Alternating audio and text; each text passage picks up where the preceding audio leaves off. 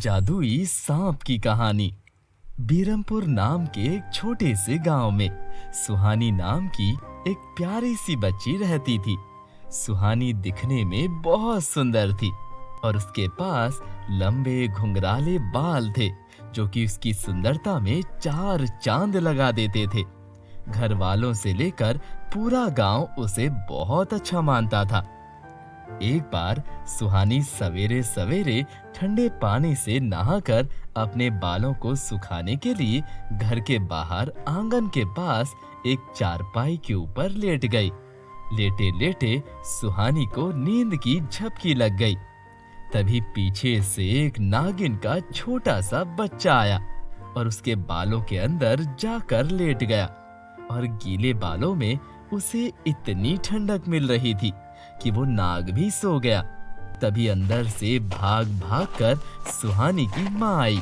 उसने देखा सुहानी सोई हुई है तो तुरंत जगा कर बोली, अरे ओ सुहानी, ये कैसे खुले बालों को लिए सोई है?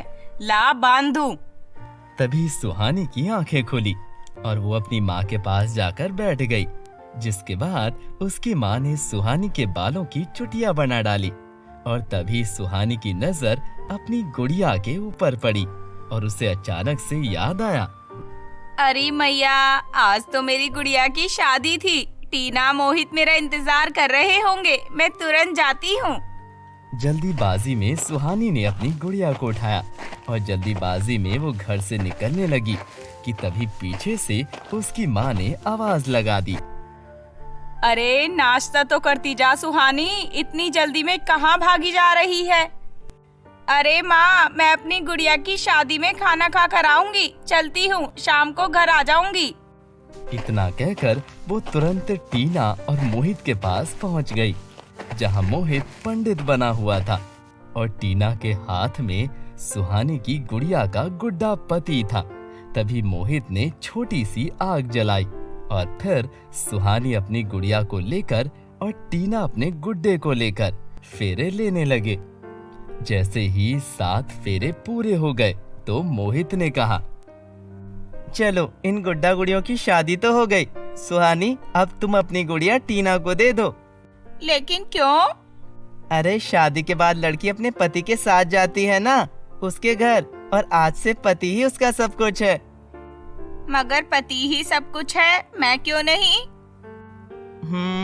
इस बात का तो मुझे पता ही नहीं। ये तुम घर जाकर अपनी माँ से पूछो ना। हाँ हाँ, ठीक कहा।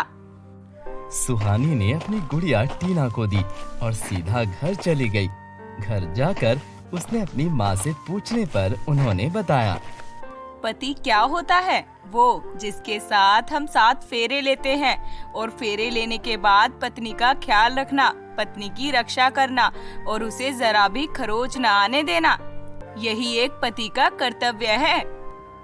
सुहानी की माँ की बात उसके बालों में छिपे नाग ने सुन ली थी तो वो भी तुरंत अपनी नागिन माँ के पास गया और उसने भी यही बात पूछी। नागिन माँ का भी जवाब वही था जो सुहानी की माँ का था। और इस वक्त उस नागिन के बच्चे के दिमाग में एक बात बैठ गई, मैंने भी सुहानी के साथ 7 फेरे लिए हैं, इसका मतलब अब वो मेरी बीवी हुई और अब मेरा कर्तव्य उसकी रक्षा करना है, उसे हर एक बुरी चीज से बचाने का है।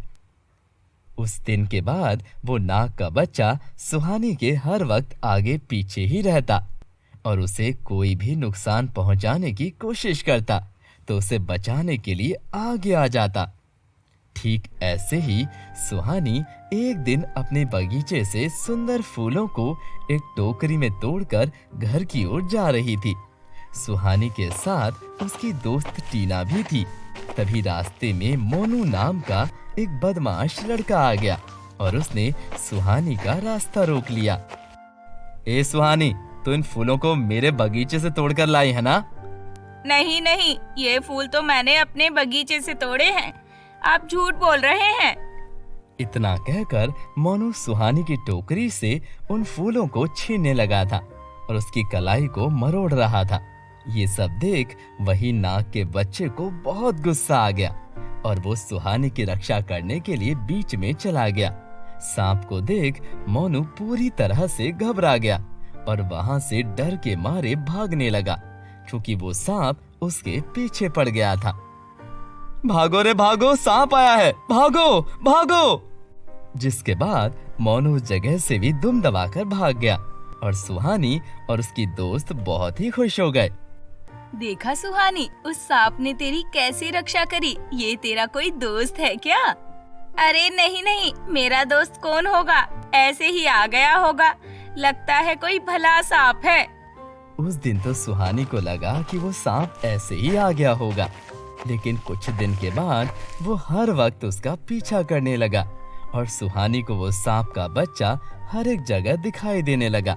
तो उसे लगा कि जैसे कि वो उसका कोई दोस्त है और सुहानी भी उससे थोड़ा बहुत घुल मिल गई। ये बात उसने अपनी दोस्त को भी बताई, लेकिन उसने कहा कि वो इस बारे में किसी को ना बताए, नहीं तो कोई इंसान उस सांप को पकड़ कर ले जाएगा। लेकिन जब भी वो दोनों इस बारे में बात करते, वो सांप उनके आगे पीछे ही घूमता। तो नाग का बच्चा उन्हें बताने की कोशिश करता, लेकिन टीना और सुहानी उस बात को नहीं समझ पाते और ना ही वो नाग उन्हें समझा पाता कि वो सुहानी का पति है। ये तो थी सुहानी के बचपन की बात, लेकिन कुछ सालों के बाद जब वो बड़ी हुई, मुसीबत तो तब खड़ी हो गई। सुहानी अब विवाह करने के लायक हो चुकी थी और उसे देखने के लिए घर पर लड़के वाले आए हुए थे और उन्हें सुहानी बहुत ही पसंद आई। उन्होंने शादी के लिए हाँ कर दी थी, लेकिन तभी बीच में वहाँ नागराज आ गया, जो अब खुद भी बहुत बड़ा हो चुका था। अरे लड़की तो बहुत सुंदर है, हमें ये रिश्ता मंजूर है। और इतना सुनते ही नाग ने लड़के के घर वालों को गांव की सरहद तक खदेड़ दिया और इस हादसे के बाद पूरे गांव में बात फैल गई कि सुहानी के पीछे कोई नाग लगा हुआ है। और इस बात का साक्षी पूरा परिवार और खुद सुहानी थी, क्योंकि बचपन में उस टपोरी लड़के से उसे बचाना, हर वक्त उसके आगे पीछे घूमना और फिर जब रिश्ते वाले आए तो उन्हें भी गांव की सरहद तक भगा देना और इन सब में सुहानी के घर वालों को कोई नुकसान न करना। और इस बात से सुहानी के मम्मी पापा बहुत परेशान होने लगे। अगर यही सब चलता रहा तो सुहानी की तो कभी शादी ही नहीं होगी। हमें कुछ तो करना होगा। जिसके बाद उसके मम्मी पापा ने एक सपेरे को घर पर बुला लिया और वो उस नाग को पकड़ने के लिए बीन बजाने लगा। तब बीन की आवाज सुनकर वो नाग वहां आ गया और सपेरा उससे पूछने लगा, बता क्यों लगा है हमारी बच्ची के पीछे। नाग ने उसे बताने की पूरी कोशिश करी और सपेरा उसकी बातों को पूरी तरह से समझ गया। तू क्या पागल है, वो एक गुड्डे गुड़िया का खेल था, तेरी शादी कैसे हो सकती है उस खेल खेल में सुहानी के साथ। चला जा यहाँ से, कोई शादी नहीं हुई तेरी। नाग जाने का नाम ही नहीं ले रहा था और उल्टा उस सपेरे के ऊपर उसने हमला कर दिया, लेकिन सपेरा बच गया।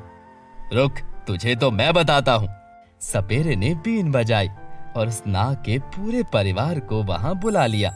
जैसे ही उसका पूरा परिवार वहां आ गया तो सपेरे ने उन्हें चुनौती दी, समझा दो अपने नाग बच्चे को, वरना पकड़कर इसे अपनी टोकरी में डालकर वो हश्र करूंगा कि इंसानों की परछाई से भी कांपने लगेगा। नाग के परिवार ने उसे समझाया, जिसके बाद नाग का बच्चा समझ गया और वहां से चुपचाप अपने परिवार के साथ चला गया। अब आप अपनी बेटी की शादी किसी भी घर में करवा सकते हैं। फिर उन्होंने सपेरे का शुक्रिया अदा किया और कुछ दिनों के बाद सुहानी की शादी एक घर में हो गई और वो हंसी खुशी अपना जीवन बिताने लगी।